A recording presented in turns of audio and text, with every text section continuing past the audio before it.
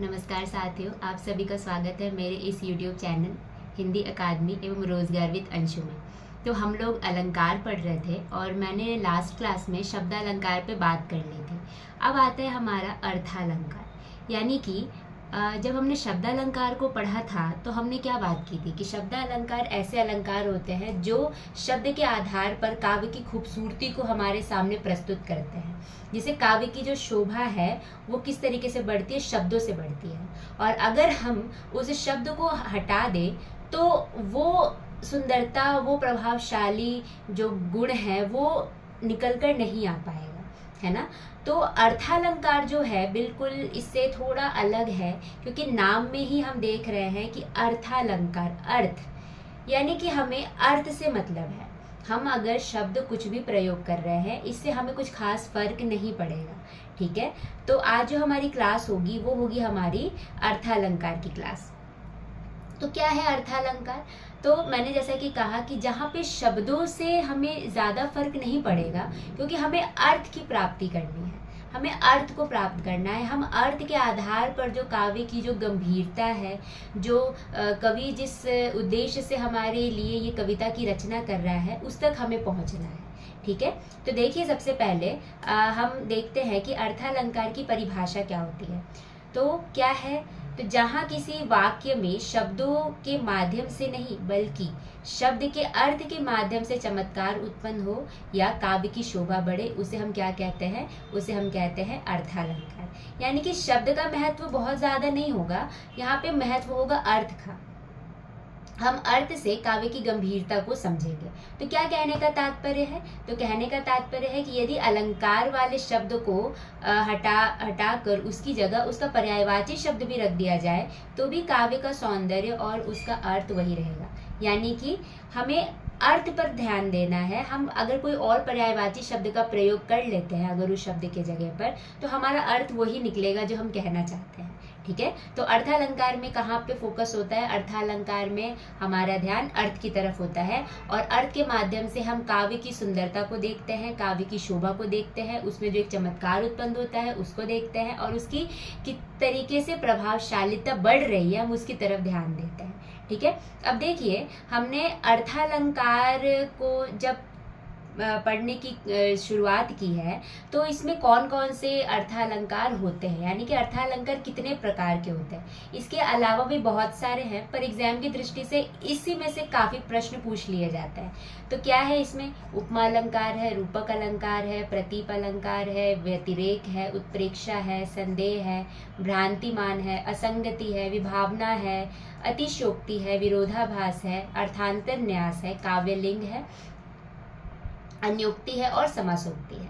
इसके अलावा भी और कई अलंकार हैं, लेकिन मूल रूप से इनसे प्रश्न बनते हैं तो मैंने इनको ही लेना ज़्यादा उचित समझा कि आपको इनके आधार पर अगर आप पढ़ेंगे तो आपको समझ में आ जाएगा और परीक्षा की दृष्टि से भी आपका जो सिलेबस है वो कवर हो जाएगा, ठीक है। चलिए, तो सबसे पहले हम बात करते हैं उपमा अलंकार और रूपक अलंकार। ये दो अलंकार मैंने साथ में इसलिए लिया है ताकि हम इन दोनों के अंतर को भी समझते चले जाएं और ये दोनों अलंकार क्या होते हैं, इनका क्या रोल है, ये किस तरीके से अपना काम करते हैं काव्य की शोभा को बढ़ाने में, उसको मैं साथ साथ समझा सकूं और आप भी आसानी से समझ सकें, इसलिए मैंने इन दोनों को साथ रखा है, ठीक है। तो सबसे पहले क्या है? उपमा अलंकार। उपमा अलंकार में एक चीज याद रखिएगा कि उपमा का अर्थ ही होता है समानता या तुलना, जहाँ पे हम किसी सामान्य वस्तु की तुलना कर रहे हैं, समानता देख रहे हैं। तो कई बार हम तुलना कब करते हैं? किसी के, मान लीजिए कि किसी की तुलना अगर किसी से की जा रही है तो उसमें कुछ बोलते ना कि कोई गुण सेम हो जाता है, एक जैसे गुण अगर दिखते हैं, जैसे हम कहते हैं कि तुम तो दानवीर कर्ण हो, यानी कि कर्ण की तरह ही जो एक क्या बोलते हैं, दान करने की जो भावना थी अगर किसी व्यक्ति के अंदर वो आती है, ठीक है, तो हम उसको कहते हैं कि तुम तो कर्ण की तरह दानवीर हो, है ना।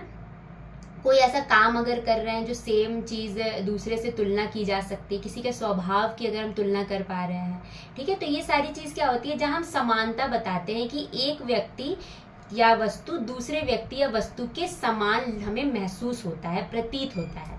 तो हम इसमें क्या करते हैं कि दो चीज होती है, एक होती है इसमें, एक इसमें होता है प्रस्तुत, ठीक है। और एक होता है अप्रस्तुत। प्रस्तुत तो वो है जिस व्यक्ति से हम या वस्तु से हम तुलना कर रहे हैं, और अप्रस्तुत यानी कि जिससे कर रहे हैं, ठीक है। तो क्या है इसका मतलब, देखिए इसमें क्या लिखा है कि मुख कमल के समान सुंदर है। अब आप बताओ कि यहाँ पर जो कमल है ये क्या होगा, ये होगा हमारा अप्रस्तुत, क्योंकि प्रस्तुत नहीं है, ठीक है। तो यहाँ पर क्या है कि यहाँ पे देखिए इसकी परिभाषा भी ऐसी दी गई है कि उपमा का सामान्य अर्थ है समानता या तुलना, अर्थात उपमा में किसी एक प्रस्तुत वस्तु की उसके किसी विशेष गुण, कार्य, स्वभाव आदि की समानता के आधार पर किसी दूसरे अप्रस्तुत वस्तु के समान उसको बताई जाए, ठीक है। तो यहाँ पर क्या होता है कि हम तुलना करते हैं किसी भी प्रस्तुत वस्तु की अप्रस्तुत से, जो प्रस्तुत नहीं है उससे हम लोग क्या करते हैं, तुलना करते हैं।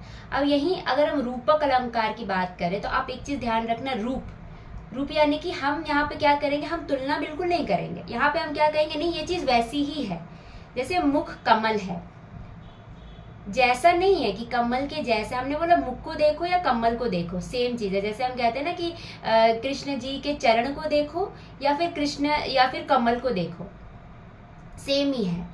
तो जहां पर हम एकदम आरोप ही कर देते हैं कि कोई अंतर नहीं है भाई, दोनों सेम ही है, तो जहां पे हम बीच में अंतर को हटा देते हैं वो हो जाता है हमारा रूपक अलंकार। और जहां पर हम तुलना कर रहे हैं किसी चीज की किसी चीज से, तो वो हो जाता है हमारा उपमा अलंकार। आप याद रखेंगे कि जहां तुलना हो रही है वहां पर क्या होता है, उपमा अलंकार होता है। और जहां पर हम एकदम बोल रहे हैं कि नहीं, आरोप ही कर देते हैं कि ये चीज यही ही है, तो वो क्या हो जाता है, रूपक अलंकार। हम डिफरेंस नहीं करते, हम डिफरेंशिएट नहीं करते, हम बल्कि कहते नहीं तुम ये बोलो या ये बोलो, एक ही बात है, ठीक है। तो हम रूप में अंतर नहीं करते, तो वो हमारा क्या हो जाता है, रूपक अलंकार। चलिए अब इसको थोड़ा अच्छे से समझते हैं एक एक करके।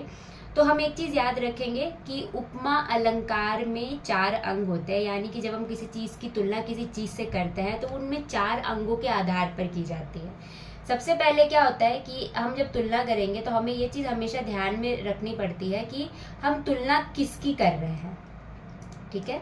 हम तुलना किस चीज से कर रहे हैं, हम तुलना किस वस्तु की कर रहे हैं, ठीक है, वो चीज भी हमारी यहाँ पर आ जाती है। तो सबसे पहले क्या होता है, जो हम अप्रस्तुत है यानी कि जिस चीज से हम तुलना कर रहे हैं उसको हम क्या कहते हैं, उसे हम कहते हैं उपमान। हमेशा याद रखिएगा, उसे क्या कहते हैं, हम उपमान कहते हैं, जिसकी तुलना कर रहे हैं, जिस चीज से तुलना की जा रही है। जैसे हम किसी के सुंदरता की तुलना जो है वो चांद से कर रहे हैं, तो चांद क्या होगा, वो होगा अप्रस्तुत, क्योंकि वो नहीं है, वो प्रस्तुत नहीं है, हम उसकी तुलना कर रहे हैं। उसको हम क्या कहते हैं, अवर्णनीय भी कहते हैं। देखिए उपमान क्या है, जिससे उपमा दी जाए, अर्थात तो उपमेय के जिस पदार्थ से उपमा दी जाती है उसे उपमान कहते हैं। हिंदी में इसे क्या कहते हैं, अप्रस्तुत, अवर्णनीय, ठीक है। उपमेय को क्या कहते हैं, उपमेय यानी कि जिस वस्तु की तुलना की जा रही है, ठीक है, उसे हम क्या कहते हैं, उपमेय कहते हैं। यानी कि जो प्रस्तुत है, जो वर्णनीय है, जो प्रस्तुत है और जो वर्णनीय है, जिसकी तुलना हम किसी चीज से कर रहे हैं, ठीक है।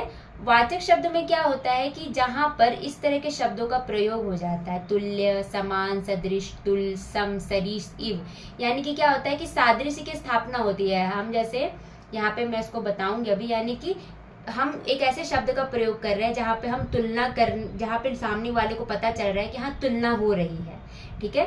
धर्म में क्या होता है कि कौन सी गुण और विशेषता की वजह से ये तुलना हम कर रहे हैं, आखिर ऐसी क्या चीज है जिस वजह से हम प्रस्तुत की तुलना अप्रस्तुत से कर रहे हैं। हम उपमेय की तुलना उपमान से कर रहे हैं, ठीक है। अब देखिए जैसे एक एग्जाम्पल है यहाँ पर कि मुख कमल के समान सुंदर है, तो मुख क्या है, मुख है हमारा उपमेय, ठीक है। कमल क्या है, ये है हमारा उपमान, उपमेय उपमान, यानी कि हमारा ये क्या है, ये है प्रस्तुत, और ये क्या है, उपमान हमारा है अप्रस्तुत।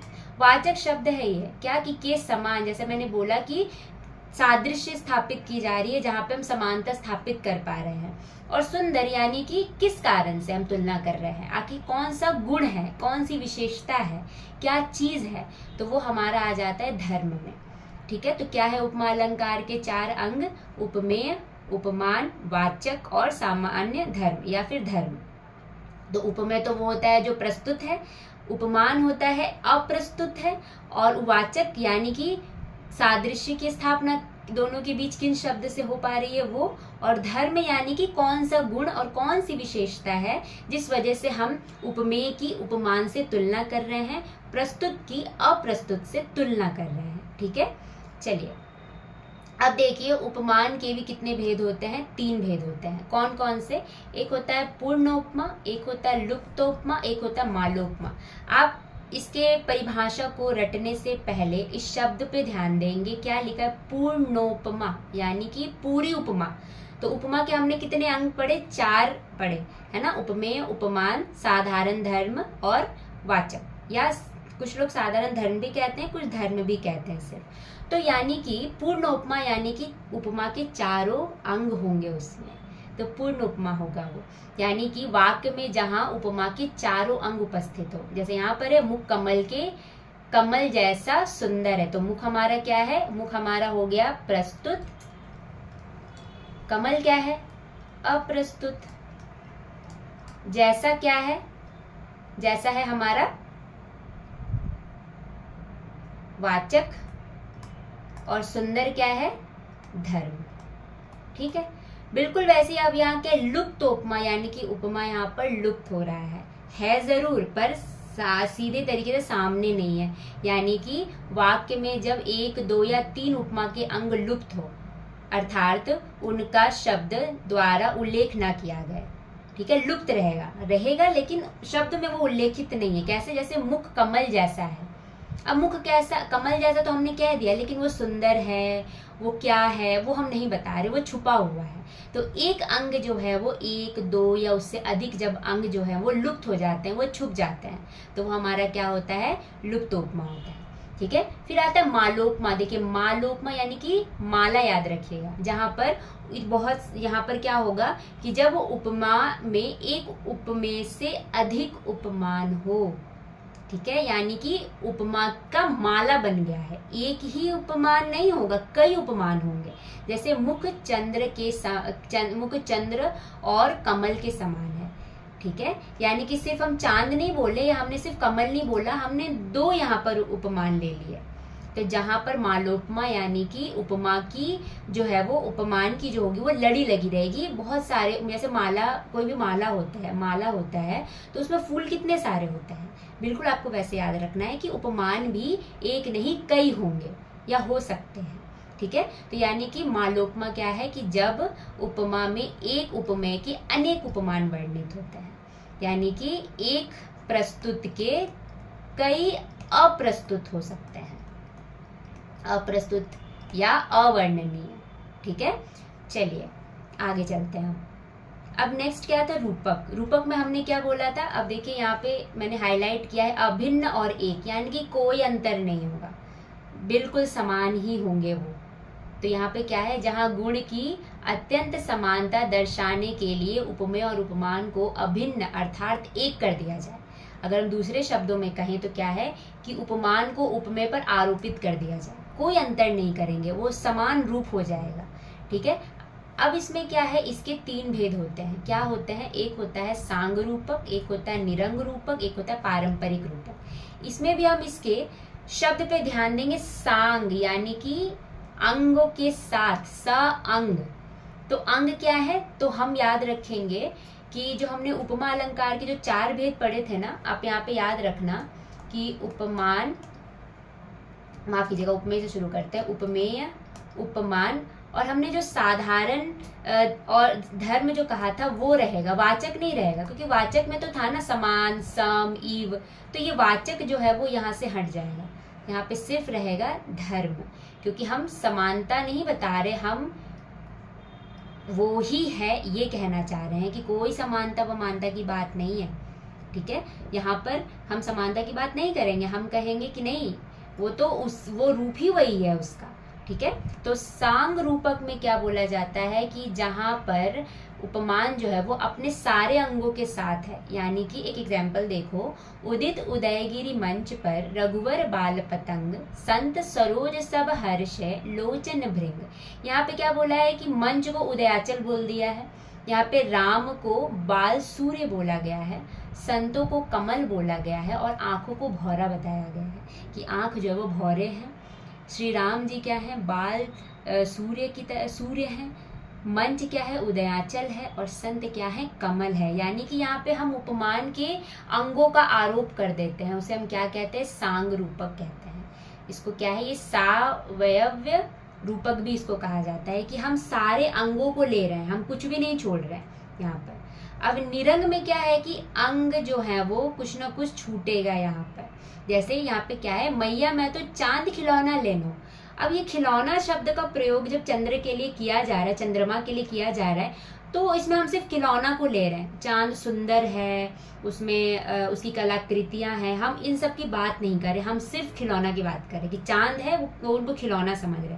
जैसे हनुमान जी जो थे वो सूर्य को फल समझा था उन्होंने, और वो फल समझकर खा लिए थे।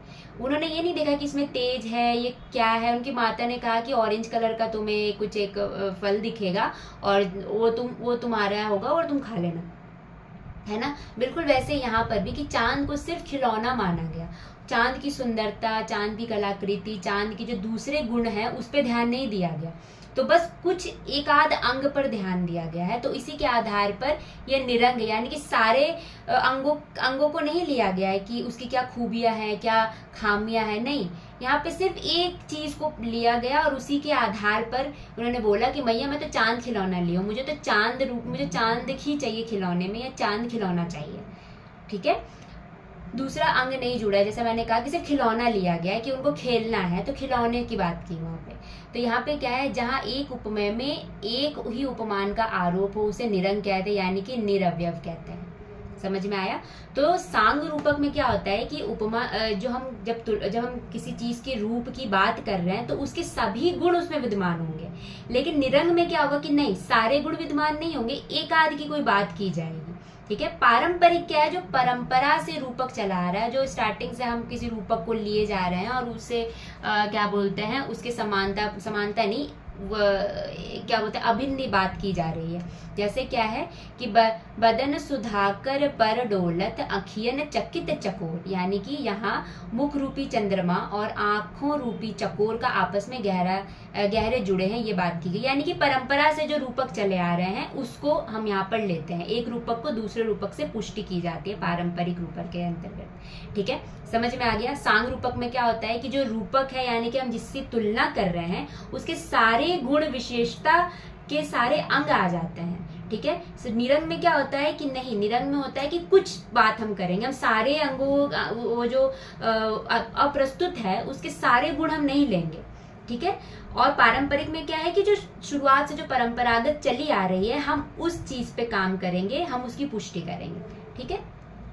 अब देखिए उत्प्रेक्षा अलंकार, समझ में आ गया होगा कि उपमा अलंकार और रूपक अलंकार क्या है, दोनों का डिफरेंस क्या है और दोनों के जो भेद है, ठीक है, वो किस तरीके से काम कर रहे हैं। उत्प्रेक्षा अलंकार में क्या होता है कि उत्प्रेक्षा अलंकार में भी ये हाइलाइट्स आप याद रखना, जनु मनु मनहु जानू जनो सा, यानी कि इसमें क्या होता है कि जब हम उपमेय में उपमान की संभावना या कल्पना करते हैं, कल्पना की जाती है, यानी कि जो अप्रस्तुत है, जो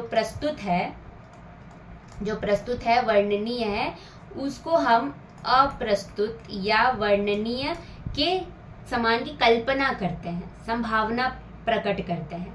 यानी कि क्या है, अब इसमें क्वेश्चन ये आ सकता है कि ये कैसे हो सकता है ना, कि ये तो उपमा ही है। लेकिन उपमा में हम क्या करते हैं कि हम तुलना कर देते हैं और यहाँ पर हम सोचते हैं ऐसा हो सकता है। तो संभावना और जो चीज दिख रही है उस दोनों में डिफरेंस होता है। तो उत्प्रेक्षा यही है कि यहाँ पे हम संभावना नहीं बताते, यहाँ माफ कीजिएगा, यहाँ पर हम संभावना बताते हैं, यहाँ पे हम तुलना नहीं करें, हो सकता है हम कह रहे हैं, और वहां पे हम क्या करते हैं, डायरेक्ट बता देते कि हाँ इसका ऐसा है। ठीक है। तो यहाँ पे भी वही है कि नेत्र मानो कमल है, नेत्र को क्या बोला गया कि नेत्र तो जैसे कमल है। ठीक है, मानते हैं हम लोग, तो ये वास्तव में कमल नहीं है, बस मान लिया गया है। तो ये क्या होता है, हमारा उत्प्रेक्षा अलंकार होता है। अब देखिए उत्प्रेक्षा अलंकार भी 3 भेद होते हैं। कौन कौन से, वस्तुत्प्रेक्षा, हेतुत्प्रेक्षा और फलोत्प्रेक्षा। तो वस्तुत्प्रेक्षा में क्या होता है कि जहां पर किसी एक वस्तु की तुलना किसी दूसरे वस्तु से की जाती है। जैसे हरिमुख माना मधुर मयंक, यहाँ पे हमने माना शब्द का प्रयोग किया है कि माना हमने। हेतु में क्या होता है कि हेतु में अहेतु में हेतु की संभावना होती है, यानी कि क्या है कि जो हेतु नहीं है उसको हम हेतु मान लेते हैं, अच्छा यही चीज है, हो सकती है। जैसे अरुण भय कमल चरण कोमल चरण भूवि चलीबे ते मानो, यानी कि जो कोमल चरण है वो क्या हो गए हैं, भूमि पे चलने से ऐसा लग रहा है कि लाल हो गए हैं, जबकि ऐसा नहीं है। पृथ्वी पे चलने से उनके चरण लाल नहीं हुए हैं, बल्कि उनके चरण का रंग ही है, वो स्वभावतः ही वो लाल है। तो हेतु नहीं है, लेकिन हम हेतु की संभावना रख रहे हैं। फलोत्प्रेक्षा में क्या होता है कि अफल में फल की संभावना रखी जा रही है, यानी कि जो फल नहीं है, जो उद्देश्य नहीं है, उसको हम उद्देश्य मान ले रहे हैं। जैसे तब मुख समता लहन को जल सेवत जलजात, यानी कि ऐसा लग रहा है कि मुख की समता पाने के लिए कमल जो है वो एक पैर पर खड़ा है, जबकि ऐसा नहीं है। मुख की समता उसका पाना है ही नहीं उसका उद्देश्य, वो तो खड़ा ही रहेगा, कमल है वो तो, है ना। तो इस तरीके से जब हम लोग संभावना प्रस्तुत करते हैं। अब देखिए एक प्रश्न आता है कि फलोत्प्रेक्षा और हेतुत्प्रेक्षा में क्या डिफरेंस है। दोनों तो सेम ही लग रहा है, लेकिन डिफरेंस है कि जब हम फलोत्प्रेक्षा कहते हैं तो जैसे इसका एग्जाम्पल क्या था कि हम कह रहे थे कि कमल एक पैर पर खड़ा रहता है, कौन से फल को पाने के लिए, तो हमने पढ़ा ही था अभी कि मुख की समता पाने के लिए। तो यहाँ पे हमें फल की प्राप्ति हो रही है। लेकिन हेतुत्प्रेक्षा में जब हम कहेंगे, हम प्रश्न करेंगे कि चरण लाल हो गए, क्या फल पाने के लिए, कोई फल पाने के लिए नहीं हुए, तो यहाँ पर क्या होगा, हेतुत्प्रेक्षा। तो जहाँ हमें फल की प्राप्ति हो रही है, जहाँ हमें कारण भी पता चल रहा है, तो वहाँ पे फलोत्प्रेक्षा होगा। और जहाँ पर हमें कारण नहीं पता चल रहा है, वहाँ पे क्या होगा हमारे पास, वहाँ पे होगा हेतुत्प्रेक्षा। ठीक है। एक आता है प्रतीप अलंकार, यानी कि प्रतीप का मतलब ही होता है उल्टा, विपरीत। ठीक है। तो ऐसा जहाँ पे उपमा ही उल्टा हो जाए, यानी कि क्या बोला जाता है कि यहाँ पर हम अप्रस्तुत को कम आंकेंगे, प्रस्तुत को ज्यादा बोलेंगे। ठीक है। यानी कि ये कब होगा, ये तब होगा जब उपमा को उपमेय और उपमेय को उपमान बना दिया जाए। जब हम श्रेष्ठ को कम बता देंगे और कम को श्रेष्ठ बता देंगे, तब जब उपमान को उपमेय की उपमा के अयोग्य बता देंगे, जब हम उपमान को उपमेय के समान अनावश्यक व्यर्थ बतला देंगे, और दूसरा प्रत्यक्ष रूप से। कैसे है ये, चलिए इसको आगे देखते हैं। जैसे हमने कहा सखी मयंक तुम मुख सम सुंदर, यानी कि हम क्या कह रहे हैं, हम कह रहे हैं कि यहाँ पे चंद्रमा मुख, चंद्र का मुख के समान सुंदर है। चंद्र किसके समान है, मुख के समान सुंदर है। चंद्रमा को हमने कम बता दिया, यहाँ पर हमने मुख को ज्यादा सुंदर बताया है। ठीक है। दूसरे में क्या है, का सरबरी ते ही दऊ मयंकू, यानी कि क्या है, उस मुख को चंद्रमा की उपमा क्यों दूं, अर्थात चंद्रमा उसकी उपमा के योग्य ही नहीं है, चंद्रमा को उपमा के योग्य ही नहीं बताया। तो यही है ना कि यहाँ पे कमतर बता रहे हैं। उसके बाद मुख आलोकित जग करे कहो चंद्र के ही काम, जब मुख से ही इतनी प्रकाश फैल रहा है, जब मुख जगत को प्रकाशित करता है, तो चंद्रमा का ही क्या काम है, वो तो व्यर्थ है। तो चंद्रमा को यहाँ पर उनकी रोशनी को ही कमतर बता दिया गया, उसके प्रकाश को ही कम बता दिया गया, और मुख की जो रोशनी है, जो चमक है, उसको इतना ज्यादा महत्व दे दिया गया। उसी तरह कल्प वृक्ष के ही काम को जब है नृप जसवंत। ठीक है, समझ में आ गया। फिर एक आता है हमारा व्यतिरेक अलंकार। यहाँ कहाँ क्या है कि जहाँ उपमेय को उपमान से श्रेष्ठ बताया जाए और कारण भी बता दिया जाए। देखिए प्रतीप में हमने क्या किया, हमने उल्टा बताया कि उसमें कि उपमान जो है वो कम है और उपमेय जो है वो श्रेष्ठ है। ठीक है। यहाँ पे हम क्या करेंगे, हम यहाँ पे बताएंगे कि उपमेय को उपमान से श्रेष्ठ तो बता रहे हैं, लेकिन हम कारण भी दे रहे हैं कि क्यों है वो श्रेष्ठ। तो नववधु विमल तात जस तोरा उदित सदा कबहू नहीं थोरा, यानी कि यहाँ पे क्या बोला गया है कि भरत के यश को नवीन चंद्रमा कहा गया है, और उसमें यह बात अधिक बताई गई है कि वह दिन रात उदय रहता है, कभी घटता नहीं, जबकि चांद रात में भी उदित होता है और घटता भी है। तो जो यश है ना, वो नवीन चंद्रमा है, भरत का यश, तो वो कभी भी घटता बढ़ता नहीं है, वो हमेशा ही उदित ही रहता है, बढ़ता ही रहता है। लेकिन चंद्रमा क्या है, वो तो घटता बढ़ता है। तो यहाँ पर ये चीज बताई गई है। ठीक है। संदेह में क्या होता है कि जहाँ पे हम संशय प्रकट कर रहे हैं, नाम ही देखो संदेह अलंकार, जहाँ पे हम संशय प्रकट कर रहे हैं रूप और रंग का सादृश्यता के कारण कि हो सकता है। जैसे हरिमुखिया आली किधय केंद्र उयो मयंक, यानी कि हे सखी यह हरि का मुख है या चंद्रमा उगा है। अंतर नहीं प्रकट कर पा रहे हैं कि ये हरि का मुख है या फिर चंद्रमा उगा हुआ है। क्यों? क्योंकि यहाँ हरि के मुख को देखकर सखी निश्चित नहीं होता है, सखी को ये निश्चित नहीं होता कि हरि का मुख है या चंद्रमा है। हरि के मुख में हरि मुख और चंद्रमा दोनों ही संभावना दिखाई दे रही है, यानी कि हरि का मुख दे रहा है तो एक संदेह प्रकट हो रहा है कि आखिर ये हरि है या फिर चंद्रमा है। तो ये संदेह अलंकार के अंतर्गत आ जाता है।